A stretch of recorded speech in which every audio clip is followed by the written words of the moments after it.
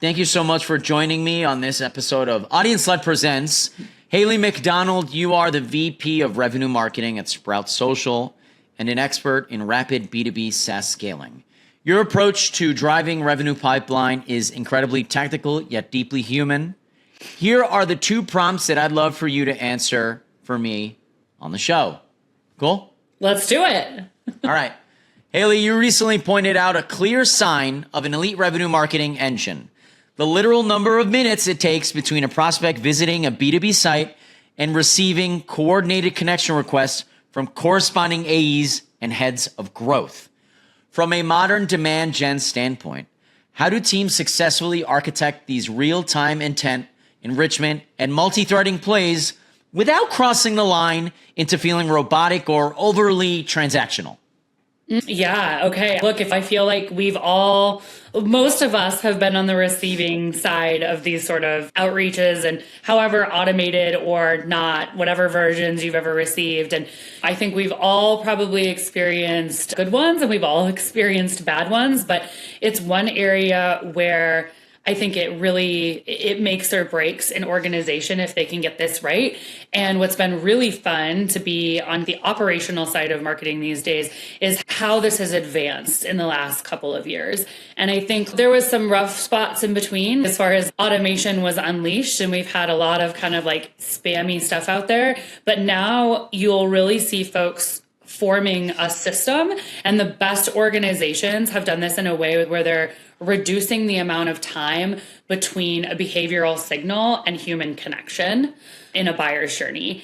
And so I don't think that this is luck. I think it's definitely an architected sort of system.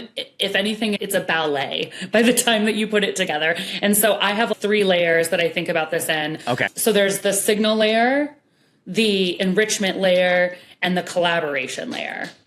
I can talk a little bit about each of those, and just describe them, but we've had mass advances in each of those just in the last couple of years, which is super fun. So the signal layer is, a lot of people will think about this as intent signals, and it doesn't have to just be buying intent. It can be intent for someone to learn about a topic. It can be a competitive intent. It can be a lot of different things. And I think it's really the human part to pull that through is bringing the signal through, what type of signal it is, and really using the best data that you have at your hands. I think the signal layer, for all of its advances in the last couple of years, has almost had this sort of elitism feel to it as well, though, when you're talking about third-party intent signals and you're having to sign up for some really expensive ABM software that doesn't feel accessible to every organization. But I think we also let ourselves get a little distracted by the sparkly third-party intent for a while, and we weren't really capitalizing on what matters most, which is those first and zero-party intent signals. And so making sure that you're building in room to be able to measure those and operationalize on them is so much more important. And first-party intent, everyone has available to them, right? And so I would just say that is coming back to the basics for that, really relying on your first party intent and taking it really seriously is what's going to set people apart from just having automated something to doing it great. So that's the first. So what are some of those first party ones that feel a little bit less third party? Anytime someone's going to your site, right? We don't always have the privilege of someone being on the site, but anytime someone's interacting with your site or a property of yours, on social, and you're getting the sort of information that they're connecting with your organization in some sort of way. Or I think what's happening more and more is connecting with the people in your organization in some sort of way right now on LinkedIn.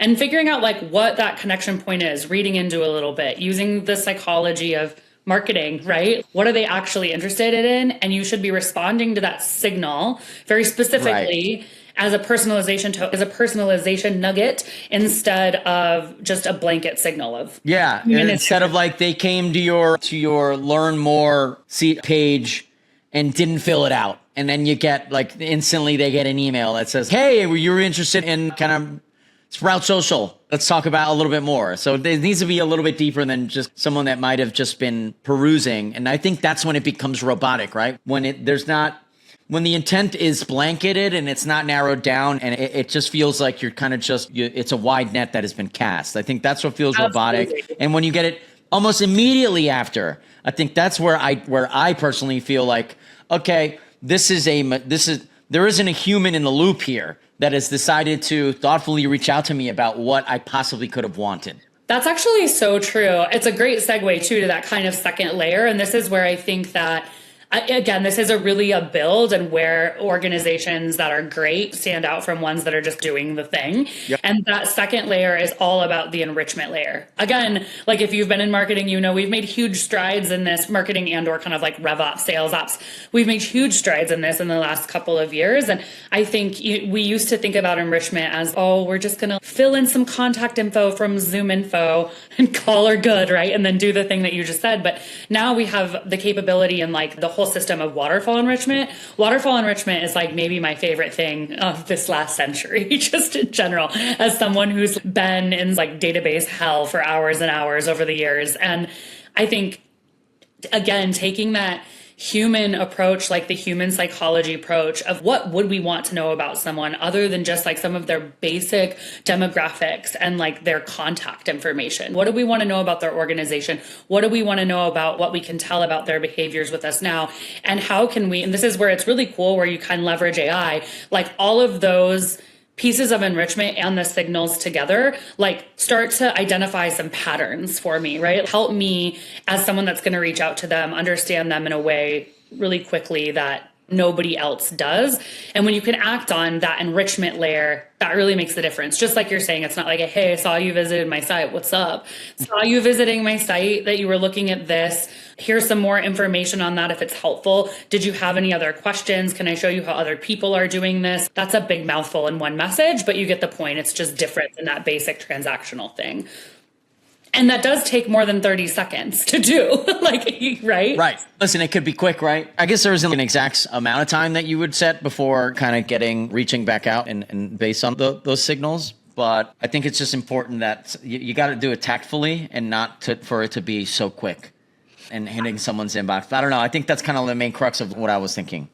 That's the orchestration part of it. And that's like the third layer. The orchestration part is really important. And it's not just like the technical part of orchestration where you're like, do all the things and then send immediately. And then the difference is saying, wait 30 minutes or whatever. It's not that. I think it's really about how you as an organization are going to approach your outreach. For enterprise organizations, when I've seen this done really well, there's a brilliant, seriously ballet-like coordination and orchestration between everyone that participates in this, marketing, BDR, and AE.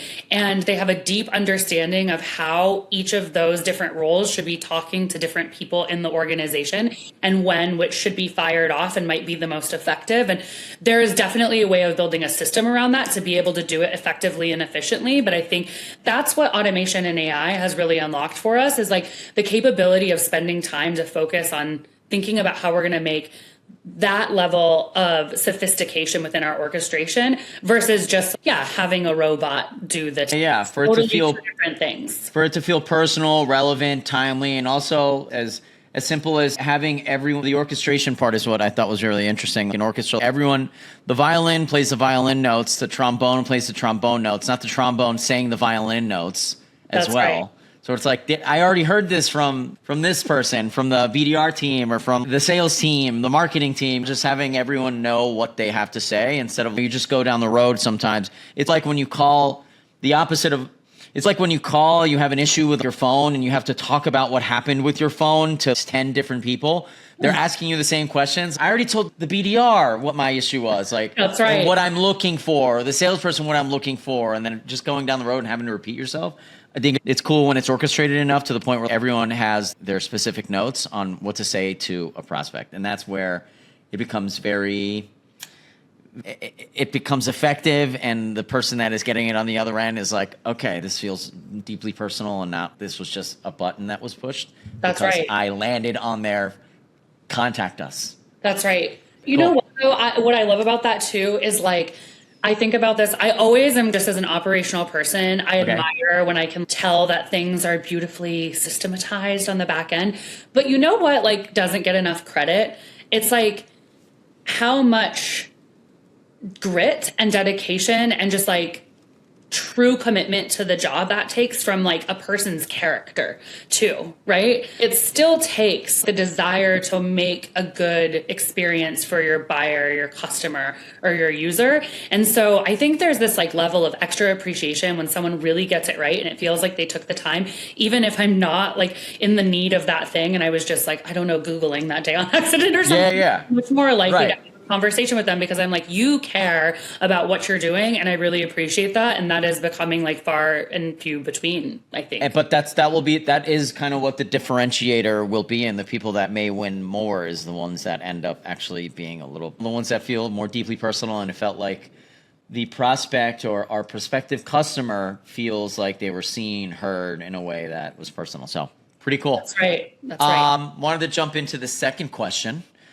Hailey, your professional leadership style is heavily shaped by your upbringing in a small Colorado mountain town, where riding shotgun in your father's snowplow taught you that work is a promise you keep and grit is an earned skill.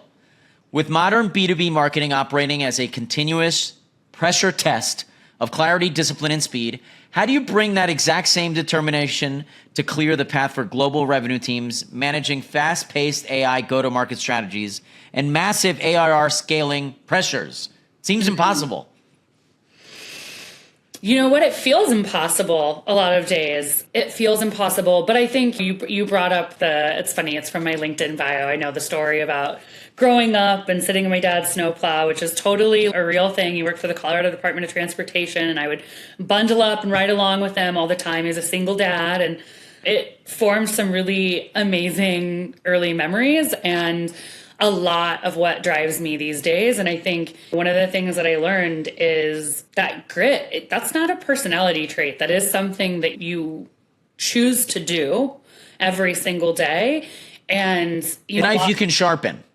100%. Okay. Yes, absolutely. You can build it over time. And I think, but it has to take a desire and a commitment to what we were speaking to earlier. It really has to take a care for what you're doing. And what's one thing that I really learned from my dad is he never does anything for glamour or glory. He experiences none of that in his life, but he does it because he knows that he needs to, that there are people depending on him and relying on him. And that's a lot more poetic when you think about some of the things that he does, like for his versus what we're doing. Exactly. B2B tech, there's a lot of differences, but I think just that spirit of people are depending on you and grit is choosing to do the impossible every single day. And it feels like really like a motivational speech, but that's how I carry myself into the world of B2B. And I think the hard thing for me has been like, it's really funny. I grew up in this kind of like sleepy town where, you know, in a little bit of a different time. I was one of the few that there were years of my childhood without the internet. And so things were a lot slower. That said, I am geared up to be like a fast person. I am always like, I have 8 different books that I'm reading. I'm just like buzzing around, leaving messes and making differences wherever I go thing. And so I think figuring out like how to balance these awesome roots that I have with this kind of like intrinsic speed, which goes really well with B2B technology and marketing. So I go well there. Bringing all of that stuff from my past into what I do now has been probably the most challenging thing. And I think the balance that I found is learning that, well, speed is important, and we all talk about speed. I think steady and reliability is really where it's what makes the long term. It's where you build things that last. And I think that I practice that. I try to every day. You practicing that is what kind of comes across to the people that report to you or that look are in your organization, right? You have to lead by example. I think so. And everyone needs to find their own way of how they're going to do that. For me, I take great comfort in building systems. So just like systems thinking, systems building, right? And giving people like governance and structure and like a safe place to take risks and operate. But I think fundamentally, the thing that I always pull through is that like, these things are going to be hard no matter what. And you just have to say, I'm going to wake up today and I'm going to go do that thing. I don't know how we're going to rank for that phrase on LLM, but you know what? I'm going to go figure it out. That's like, go take the swings. Yeah, that's right. Very cool, Hailey. I think that was We had 10 minutes of some pretty good answers there. We did. Did we do okay? Yeah, I think we did great. I'm excited to dig into the transcript and pull out a little bit of it, but we basically nailed it. We got 3 minutes left here. Okay, good. It's a really fun format for what it's worth. I thought it was easy. It's fun. I think you get great content out of this stuff. It's easy for me then to promote you too. I love it. Exactly. There's so many times I've had podcasts in the past where it's more, there's sillier questions and more about the person. And this is more like I'm going through the things that you post and the things that you talk about. And it's just a different format. And I'm realizing that people are much more like, they'll see the prompts along with the calendar link and be like, I know exactly what I talked about this. I'm happy to jump on. Easy. Totally. Very much. I'm generally like pretty social. So it's easy for me to like chit chat and stuff like that. Sure. But I will say when I saw your prompts come through, I was like, God, he couldn't have made it easier on me. I've been like thinking about these things. Yeah. It's great. So it's kind of, that's the format of the show. Yeah, that's great. Anything I can do, obviously I'll promote when everything is ready, send any assets through. And then as you continue to build this, if there's anything I can do to help you out, please feel free to drop a line. I'll keep an eye out for opportunities to help and all of that stuff, but love what you're doing. Yeah, it's this world that we're in. You're like the perfect type of person that we're looking for to do this. That is marketing and understands the value of kind of this sort of thing, the social proof, and being able to showcase people and what they know a lot about. So, Hailey, thank you so much. Thank you. Rest of your day. You too. Today's only Monday. Enjoy the rest of your week. The World Cup starts soon. Remind me. I know. Yeah. Go World Cup. Safe travels to you. Call your grandparents. We'll talk to you soon. Have some Taylor shellfish. Right? Taylor shellfish right by the needle. That's right. It's so some good. Incredible Dungeness crab. Yes. When you told me about that's all I've been thinking about. I'm a mussels person. I actually haven't been there in forever too, but it's a great reminder. I better go do it. It's summer. 'Tis the season. A little bit of mussels, maybe a little gooey duck. Yeah. Oh, gooey duck. The name. I can't get over the name. I know, right? It's so weird. I can't get over what it looks like. We'll leave it there. That's true. Great. On that note, have a good one, Jan. Thank you so much, Hailey. Take care. Bye.